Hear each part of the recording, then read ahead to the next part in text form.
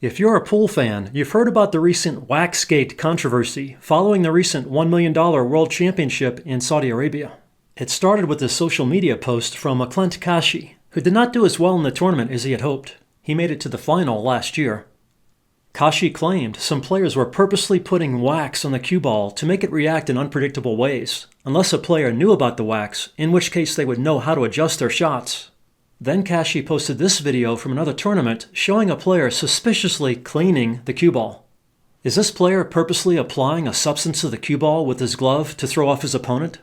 It cannot be known for sure, but such things have been known to have occurred in the past, although it is certainly not a common or widespread practice. Regardless, Kashi's posts stirred up a firestorm of debates, conspiracy theories, and hard feelings on social media, and the discussion and debate will probably continue much longer. Here are some example shots from the tournament that clearly show that the playing conditions were very slick during the entire event. Carl, have you ever seen a table in the World Handball Tour final that has played so slick? Do you think the cue ball reaction during these shots is normal? To me, these conditions certainly look much slicker than typical conditions. Maybe a little bit of a substance on the object balls.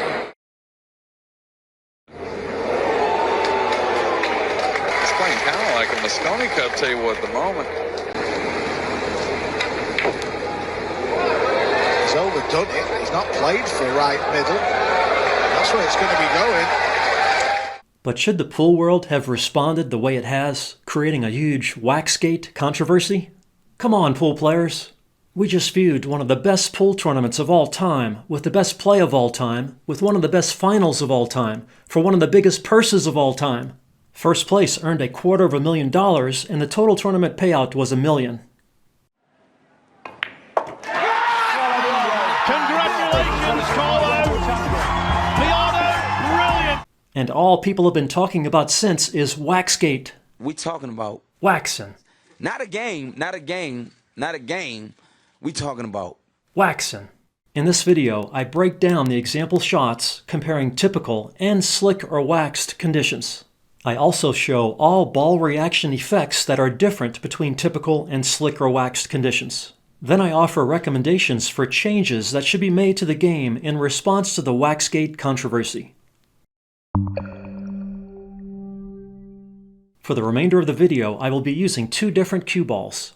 The slightly yellow one on the left is clean but not waxed, and the white one on the right has been polished with turtle wax. We will see how each cue ball reacts during recreations of the example tournament shots. Let's start with Johan Chua's slow follow shot. Notice how much the cue ball swings out after hitting the object ball and how it slows down significantly after rebound off the rail. Here's the shot recreation. Under normal conditions, the cue ball heads straighter and farther up table with little effort. The wax cue ball swings out and slows a little more. The cloth on my table is old and not as slick as with the tournament tables, so the effect isn't very dramatic, but the effect is still there. The next shot is by Ko Pin-yi. Again, notice how much the cue ball swings out and slows due to the slick conditions. A normal cue ball heads straighter and farther up table with little effort. The wax cue ball swings out and slows a little more. Draw shots react very differently under slick conditions.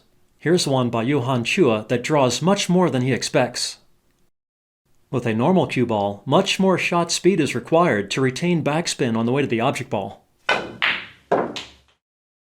With a waxed cue ball, the draw is effortless, requiring less cue speed, and it is easy to draw past the desired target. Here's a draw shot by the tournament winner, Carlo Beato. Look at the cue ball really peel out and take off. A normal cue ball comes up much shorter.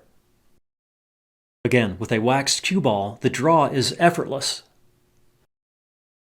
The effect was even more dramatic at the tournament due to the extreme slick conditions. Here's a shot by Ko Pin-yi that draws much more than he expects. Under normal conditions, the cue ball loses much more backspin on the way to the object ball. I am using a little more cut angle to help with cue ball motion. But with a wax cue ball, the draw is again effortless, making it easy to go too far.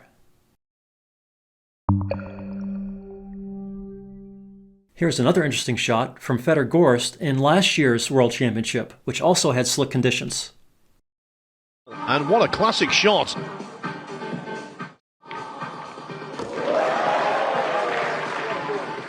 Fedor likes cleaning the cue ball before almost every break. He also likes wiping his shaft down with a towel. He also often puts his hands in his pockets. Do you think he's waxing the cue ball? Of course not. Fedor, one of the greatest players ever, would never do such a thing. I'm just kidding around to show how easy it is to get a conspiracy theory started. Because Fedor knew the conditions were very slick, he knew the cue ball would react like this. He didn't need wax, just experience and skill. And what a classic shot. Did you see how the cue ball swung out, with the cue ball peeling out with the topspin? Under normal conditions, the cue ball might lose too much topspin off the rail like this. With a waxed cue ball, much less topspin is lost. The wax even enabled me to pull off both goals of the two-way shot, banking the 2 and caroming into the 9 for the win. I'm just kidding again, it wasn't the wax, it was my careful aim and masterful execution. I'm kidding again, it took several takes to get everything right. Here are 2 more example shots showing the effects of a waxed cue ball. With a hit too thin, the cue ball peels out too much and doesn't curve forward soon enough. But with a fuller hit, the cue ball retains enough topspin off the rail and easily curves forward enough for the win. Now let's look at all the ways cue ball reaction changes under slick or waxed conditions. As we have already seen, draw is much easier to achieve with a waxed ball. Sidespin reacts less under wax conditions. Shooting straight across the table, I can easily kick to the 7 under normal conditions. But using the same tip position and shot speed, a waxed cue ball comes up well short. Even with the most spin possible with drag action, I still can't get to the 7 with the waxed cue ball. With the non-waxed cue ball, I can even go long of the 7 with maximum spin and good drag action. That's a big difference. I can't usually get this much rebound angle change on this table, but due to rain last night with windows open, the humidity in my pool room is higher than normal. This makes the side spin react more than normal off the cushions. We always need to be able to adjust to ball and cloth conditions. You might think that a waxed cue ball might travel farther due to possible less rolling resistance, but this is not the case here. I am using a stimp meter ramp to make sure the speed is the same in the comparison. There might be more of a difference on a table with really slow cloth. When the cushions are involved, it is a different story. The waxed cue ball retains some topspin off the rail, which acts like backspin after rebound, causing drag and slowing. A waxed ball makes pockets play bigger, especially at shallow angles into a rail like this. The small mouth pockets in recent pro tournaments are challenging, but with the near parallel facings and very slick conditions, the pockets play much bigger than they look. A waxed cue ball reacts very differently than with normal conditions for cut shots with top or bottom spin. Here are increasing speeds with a rolling cue ball under normal conditions.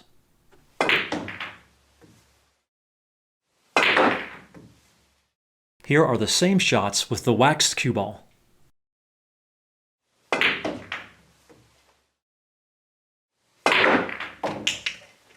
FYI, I waxed the cue ball only once up to this point, before starting filming. The wax effect persists for many shots before it starts wearing off. Here are draw shots of increasing speed under normal conditions.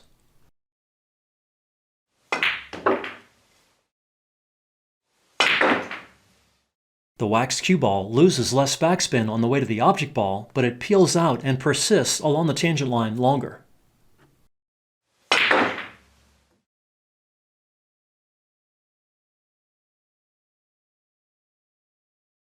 Under normal conditions, follow shots have no trouble coming off a rail and heading up table.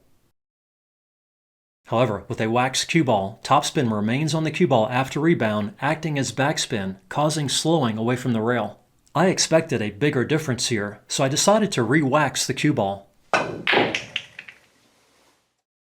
Obviously, the wax effect was wearing off during filming. This is the type of reaction I expected with a wax cue ball. The stalling action still occurs with a thinner hit. And at a fuller hit, the effect is even more dramatic.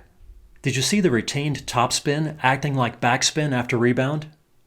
This effect is why Ko Pin Yi chose a difficult-to-control draw shot instead of a follow shot. He knew the cue ball and cloth were playing very slick, so he knew a follow shot off the rail would not work. Unfortunately, the cue ball and cloth were even slicker than he expected. Was that wax on the cue ball, or just bad judgment?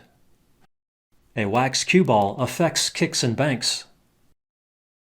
I have a 2-to-1 rolling kick set up, aiming from the 5th diamond to the 2.5 diamond point, which I've marked with a golf tee to help ensure consistent aim. As with every topic or system mentioned in this video, see the links below in the description or pinned comment for more information and demonstrations. This kick usually heads to the heart of the pocket on this table, but because it is a little humid in my pool room today, it is coming up a little short, although I still pocketed the ball.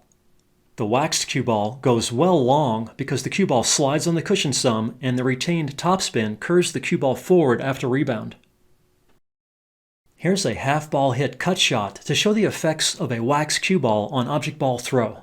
The required ghost ball position to compensate for throw is marked with a donut so I can ensure a consistent aim.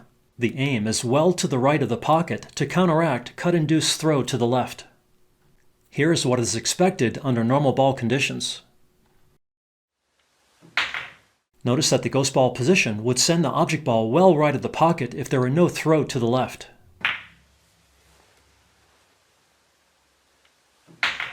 A waxed cue ball creates much less throw. Notice the accurate hit at the same ghost ball position. With less cut-induced throw, the object ball goes well right of the pocket. I can obviously pocket the ball here, but it requires a different aim. Instead of aiming where I did before to compensate for throw, I can aim for a truer line to the pocket. The difference in aim is significant.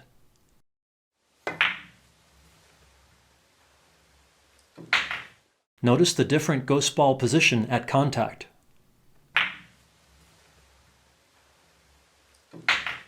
As we saw earlier, the tip contact point on the cue ball can be just as far from center ball with a wax cue ball as compared to normal conditions.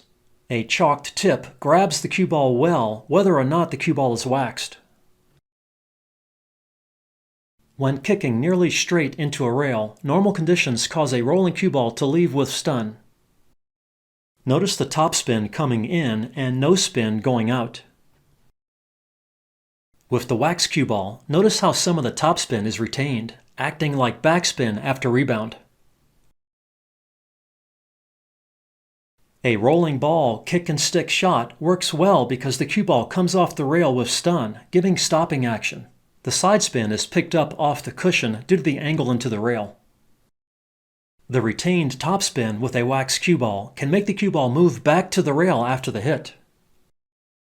Here's a more dramatic example of the effect with a freshly waxed cue ball. With a shallow angle follow shot like this, a scratch isn't much of a concern under normal conditions. But with a waxed cue ball, the retained topspin can send the cue ball back to the pocket.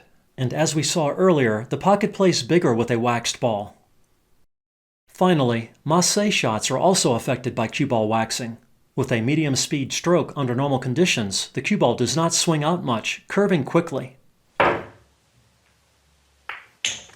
With a waxed cue ball, the masse action is more impressive with a wider swing out and more curve.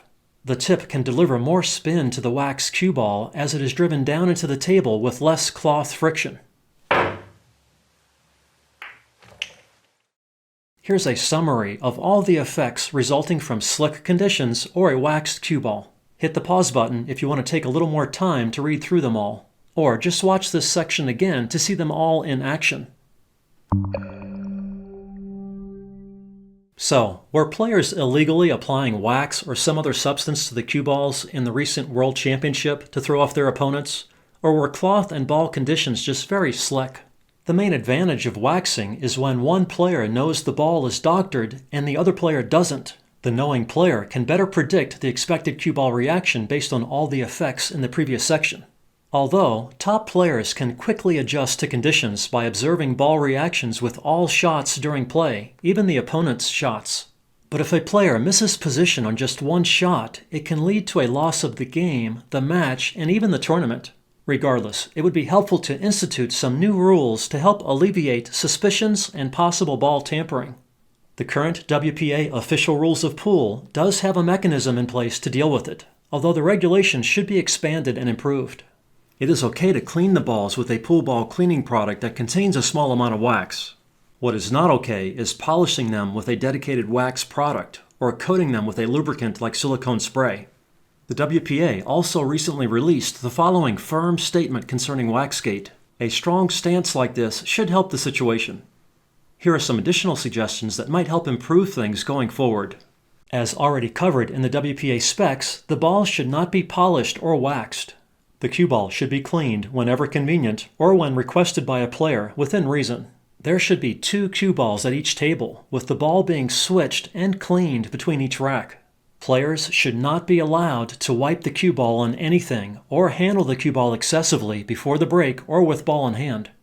Most importantly, let's learn from and move beyond this WaxGate controversy and get back to focusing on the great play of today's pros. We talking about Waxing. not a game, not a game, not a game. We talking about Waxing. As always, see the links below in the video description or pinned comment for more information and to learn more about any topic or system mentioned in this video. Enjoy the remainder of the Pro Pool season, and good luck with your game from Dr. Dave.